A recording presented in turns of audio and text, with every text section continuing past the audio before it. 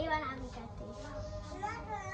Happy birthday to me, happy birthday to me, best wishes to me for my পরীক্ষা।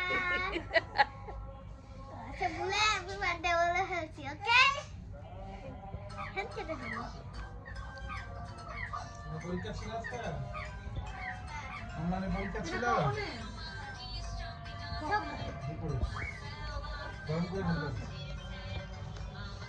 আমরা খুলে পর্যন্ত দেখিনি। সত্যিটা খালি পেটে কিন্তু খেও না। না আমি কাটছি জাস্ট। আগে ভাত খাবা তো। এখনো ভিডিও করছো? আমলান কি লেগে যাবে নাকি?